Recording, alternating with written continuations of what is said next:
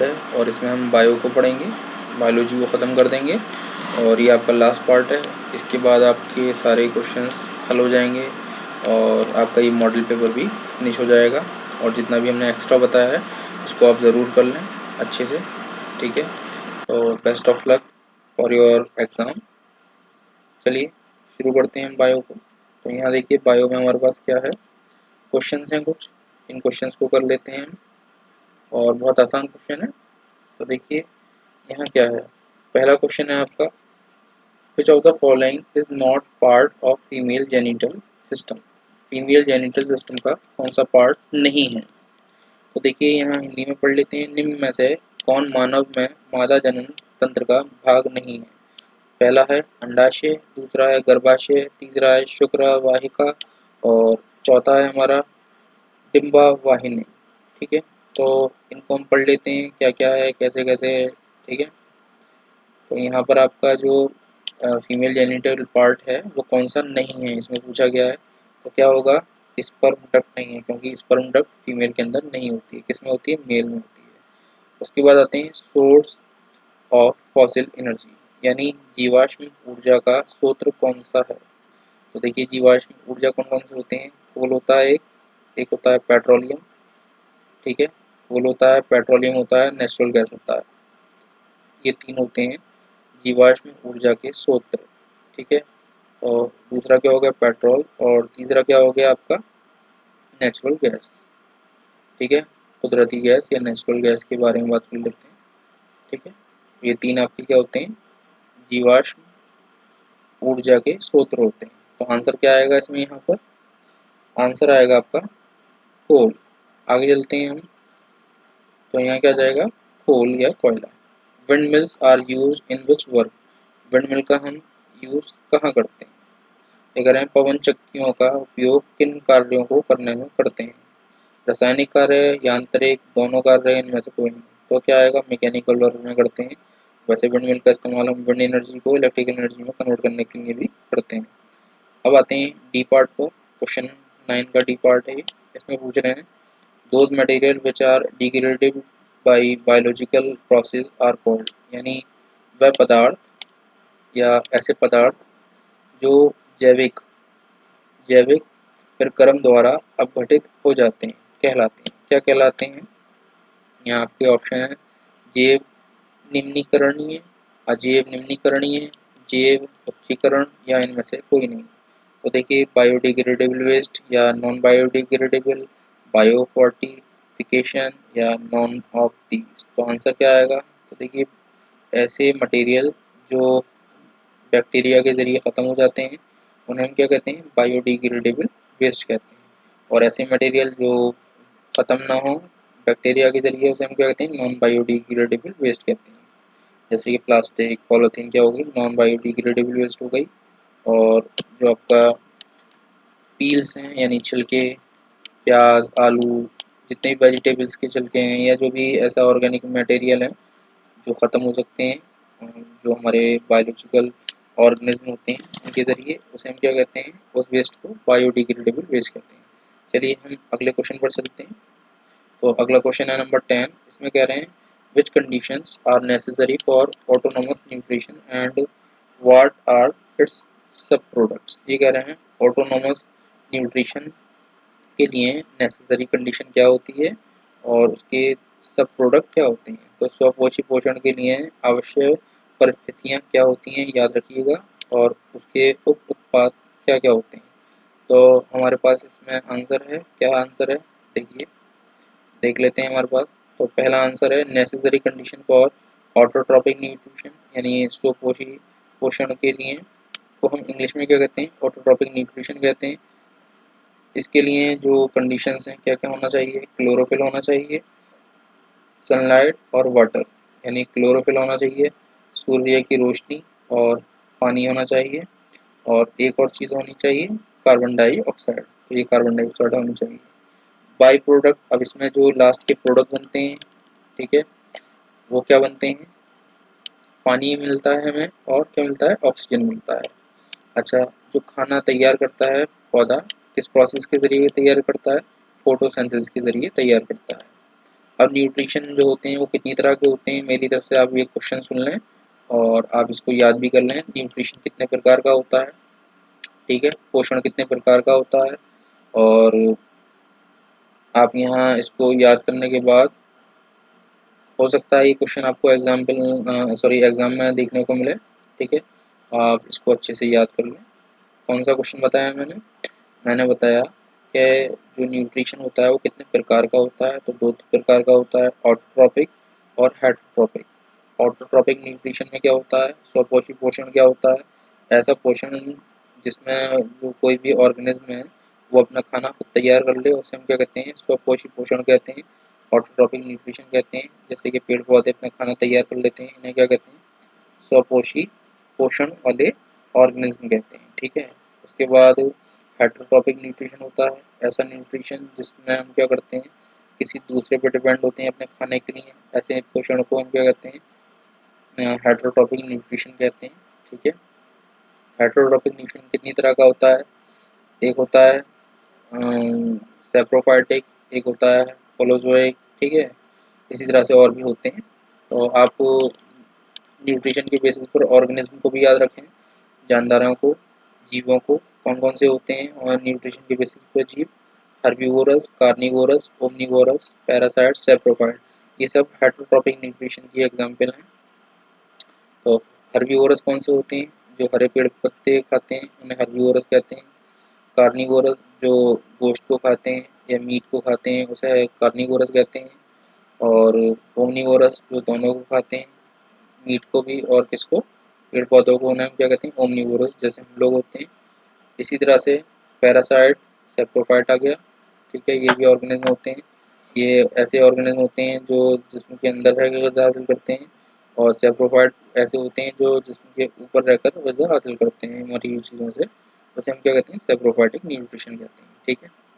चलिए question number 10 का ए part हो चुका है। क्वेश्चन नंबर 10 के बी पार्ट में देखिए क्या कह रहा है, बी पार्ट को देख लेते हैं। इसमें कह रहा है draw neat and clean label diagram of ovule of flower, यानी पुष्प के बीजांड का स्वच्छ नामांकित चित्र बनाइए। देखिए नामांकित चित्र ये ऐसा है, आप इसको बना लें और इसको याद कर लें। इसके साथ साथ फीमेल रिप्रोडक्टिव का पार्ट है उसको याद रख लें, और पाचन तंत्र भी है उसको भी याद रखें अच्छे से, ठीक है। बायोलॉजी में डायग्राम का बहुत महत्वपूर्ण अंग है, डायग्राम जो होते हैं बायोलॉजी का बहुत महत्वपूर्ण अंग होता है, ठीक है, बहुत ज़्यादा अहमियत रखता है। तो इसमें बी पार्ट में आपको ये करना है। सी पार्ट में पूछा गया है, देखिए सी पार्ट में क्या पूछा गया है, सी पार्ट में पूछा गया है how do biodegradable material effect the environment, जैव नवीकरण पदार्थ पर्यावरण को किस प्रकार प्रभावित करते हैं। तो ठीक है, इसमें देख लेते हैं, थर्ड पार्ट है हमारा। इसमें कह रहे हैं बायोडिग्रेडेबल वेस्ट में B pollute may pollute and impact the environment in the following ways। ये कह रहे हैं जो बायोडिग्रेडेबल वेस्ट होते हैं वो हमारे माहौल को किस तरह से पॉल्यूट करते हैं। आप इंग्लिश वाले हैं तो आपको समझ में आ रहा है, हिंदी वालों के लिए मैं बोल रहा हूँ, तो हिंदी वाले मीडियम वाले बच्चे जो हैं वो लिख लें इसको, ठीक है। बायोडिग्रेडेबल वेस्ट कौन से होते हैं, ऐसे वेस्ट होते हैं जो कि हमारे माहौल को क्या कर सकते हैं, आलूदा कर सकते हैं या गंदा कर सकते हैं। उन किस किस तरह से कर सकते हैं, पहला है a large amount of the microbial flora around the waste is produced, यानी जब भी कहीं वेस्ट पड़ा होगा, गंदगी पड़ी होगी, तो उसके चारों तरफ बैक्टीरिया पनपेंगे, जिससे क्या होगा, हमें कम्युनिकेबल डिजीज लगने का खतरा ज़्यादा हो सकता है, हमें भी, प्लांट्स को भी और एनिमल्स को भी, ठीक है। ये आपका क्वेश्चन फिनिश हो गया 10। अब आगे चलते हैं क्वेश्चन नंबर 11 पर। देखिए क्वेश्चन नंबर 11 क्या कह रहा है, what is vegetative propagation. Vegetative propagation या वेजिटेटिव रिप्रोडक्शन क्या होता है, इसको एक एग्जांपल के थ्रू बताना है। तो देखिए वेजिटेटिव प्रोपोगेशन क्या होता है या रिप्रोडक्शन क्या होता है, ये एक एसेक्सुअल रिप्रोडक्शन का तरीका होता है। एसेक्सुअल रिप्रोडक्शन क्या होता है, ऐसा तरीका होता है जिसमें मेल और फीमेल के जो, हाँ क्या कह रहे हैं, ठीक है, यह वेजिटेटिव रिप्रोडक्शन क्या होता है, ये एक ऐसा तरीका होता है, ये सेक्सुअल रिप्रोडक्शन का ऐसा तरीका होता है जिसमें क्या होता है, जो प्लांट होता है रिप्रोडक्शन करता है किसके जरिए, लीव्स के जरिए, रूट्स और स्टीम के जरिए। Vegetative reproduction is an asexual reproduction, a method of plant reproduction that occurs in its leaves, roots and stem। तो एसेक्सुअल रिप्रोडक्शन का तरीका होता है, इसमें क्या होता है, लीव, रूट और स्टीम के अंदर रिप्रोडक्शन होता है। This occur this can occur through fragmentation, ये किसके जरिए हो सकता है, फ्रेगमेंटेशन के जरिए, रीजनरेशन के जरिए, स्पेसिफिक वेजिटेटिव पार्ट्स के जरिए प्लांट्स के।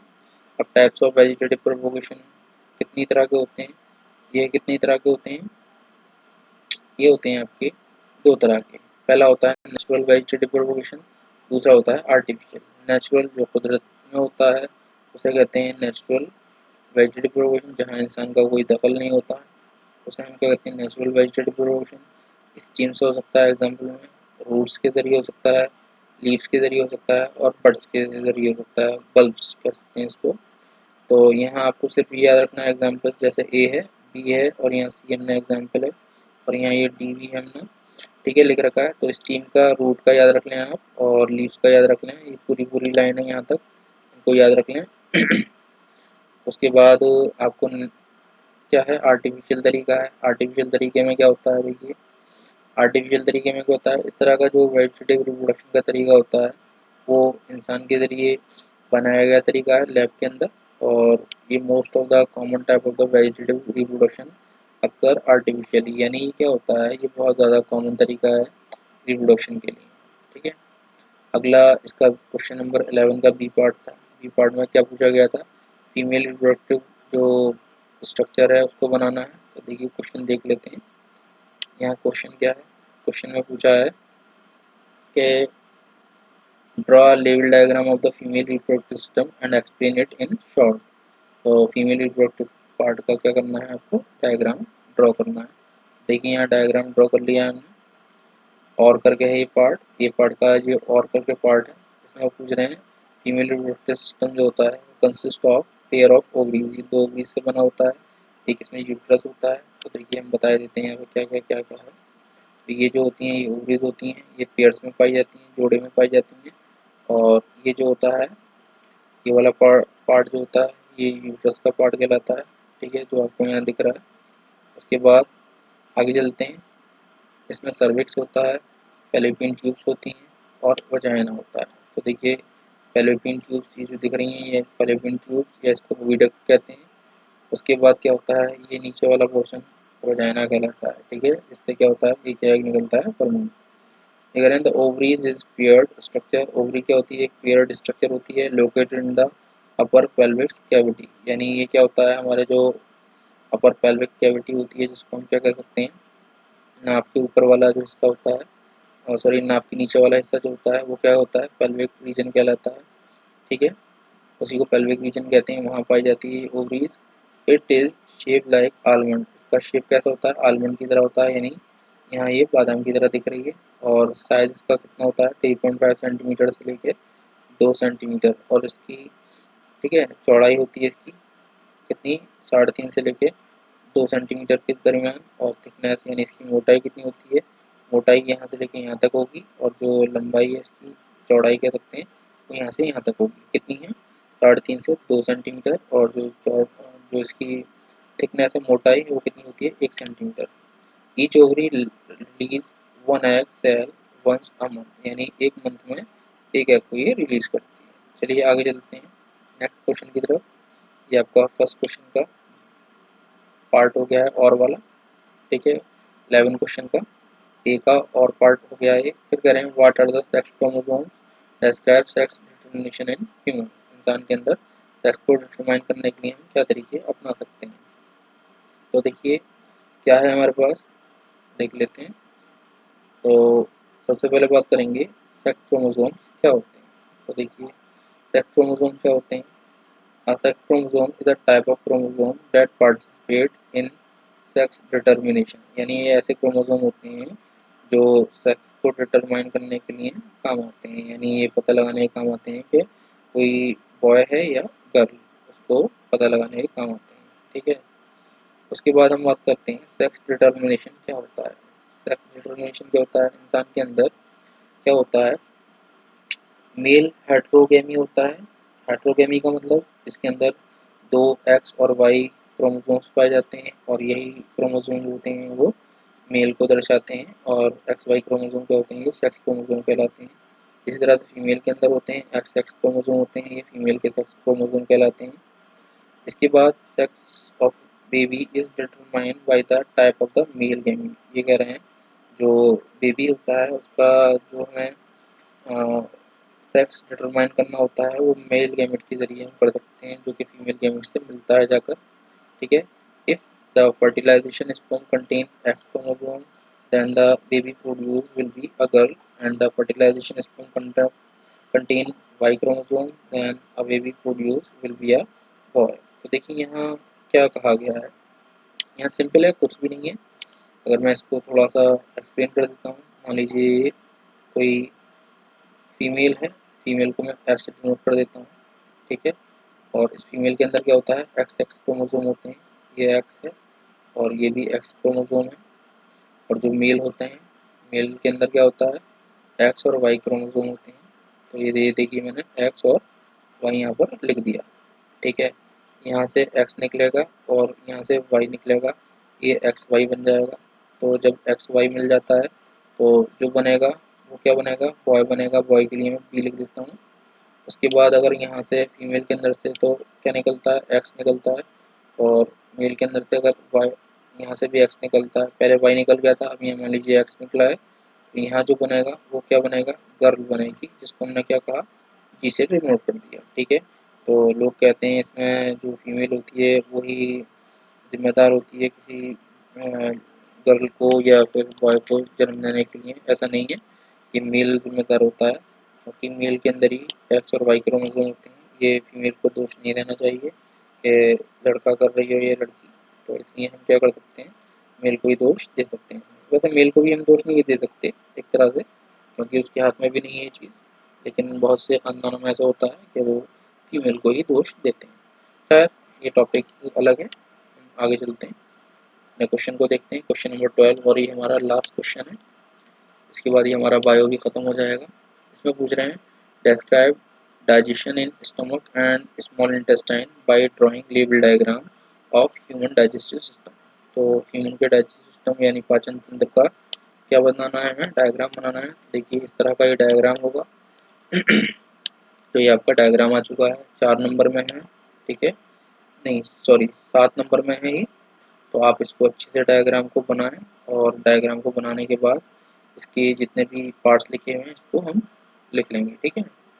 और करके इसमें क्या है, देखिए और करके दिया हुआ है what do you understand by the transport in plant. Plant में ट्रांसपोर्टेशन क्या होता है, कैसे होता है। Describe transportation of water food and other mineral.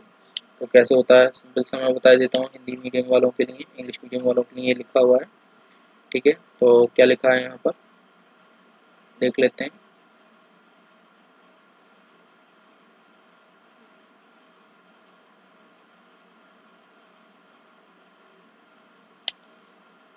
तो देखिए क्या लिखा है यहाँ पर ट्रांसपोर्टेशन सिस्टम में, ट्रांसपोर्टेशन इन प्लांट। प्लांट जो होता है वो पानी और मिनरल कहाँ से लेता है, सॉइल से लेता है, यानी मिट्टी से लेता है जड़ों के जरिए, और पत्तियों तक ये आता है। ठीक है। अब यहाँ पत्तियों में आके खाना तैयार होता है कार्बन डाइऑक्साइड, सूरज की रोशनी और पानी की मदद से। और उस प्रोसेस को हम क्या कहते हैं, फोटोसिंथेसिस का प्रोसेस कहते हैं। ठीक है। तो इस फोटोसिंथेसिस के जो प्रोसेस होता है इसके अंदर क्या होता है, हमें जो बाई प्रोडक्ट मिलता है, जो लास्ट में मिलता है वो क्या होता है, वाटर होता है। और क्या होता है, O2 मिलता है, जिससे हम क्या करते हैं, सांस लेते हैं। तो a proper system of transportation is required for transportation of the food, water and mineral। उसके लिए क्या होता है, रूट्स, रूट्स हो सकती हैं, लीव्स हो सकती हैं, और क्या होता है, जाइलम और फ्लोएम टिश्यू होता है। और ये जो जाइलम और फ्लोएम टिश्यू होता है, ये जो जाइलम और फ्लोएम टिश्यू होता है यही पानी और खाने के लिए जिम्मेदार होता है, जो पौधे में खाने को और पानी को एक जगह से दूसरी जगह लेकर जाता है। ठीक है। तो यहाँ पर देखिए transportation of food and other substance, food और दूसरे सब्सटेंस किसके जरिए जाते हैं यहाँ पर, तो यहाँ जाते हैं फ्लोएम के जरिए। ठीक है। तो it occur in a phloem of muscular bundle. तो ये कह रहे हैं जो ट्रांसपोर्टेशन होता है, जितने भी प्रोडक्ट होते हैं, खाना जितना भी होता है पौधे के अंदर जो पत्तियों पे बनता है, वो कहाँ जाता है, फ्लोएम के जरिए पौधे के दूसरे हिस्सों तक जाता है। इसी तरह से हम पानी के बारे में बात कर लेते हैं। तो फंक्शन ऑफ रूट, यानी रूट्स का काम क्या होता है, पानी को plants absorb water and mineral by the roots. तो रूट्स के ज़रिए क्या होता है, पानी का एब्जॉर्प्शन किया जाता है और उसको क्या करते हैं, रूट हेयर एब्जॉर्ब करते हैं। और रूट हेयर के ज़रिए क्या होता है, पानी पानी ऊपर की तरफ चढ़ता है। ठीक है, ये एक्शन कहलाता है, कैपिलरी एक्शन कहलाता है। इसके ज़रिए पानी क्या होता है, ऊपर पौधे में चढ़ता है। इसी के ज़रिए क्या होता है, पानी ट्रांसपोर्ट होता है। तो आप याद रखें, पानी का ट्रांसपोर्टेशन जाइलम के ज़रिए होता है और खाने का ट्रांसपोर्टेशन फ्लोएम के ज़रिए होता है। ठीक है, तो ये आपका क्वेश्चन नंबर 12 भी ख़त्म हो चुका है और इस तरह से ये आपकी बायो भी फिनिश हो गई। उम्मीद करता हूँ ये सब कुछ आपको समझ में आया हो। ठीक है, अगर आपको ये समझ में आया है तो बहुत अच्छा है। अगर कुछ ऐसा है जो आपको समझ में ना आया हो तो आप हमें कमेंट बॉक्स में ज़रूर बताएं। ठीक है, आपकी राय हमारे लिए बहुत महत्वपूर्ण होगी। ठीक है, और कोई सजेशन हो वो भी दें और ज़्यादा से ज़्यादा इस वीडियो को शेयर, लाइक और सब्सक्राइब ज़रूर करें। ठीक है, चलिए, जब तक के लिए हम अलविदा लेते हैं आप लोगों से और अपनी तैयारी को जारी रखें। आपको मंडे के लिए हम शुभकामनाएँ देते हैं कि आपका पेपर बहुत अच्छा हो और हमारी यही दुआ होगी कि आप सभी का पेपर अच्छा हो। ठीक है, चलते हैं, गुड बाय, थैंक यू।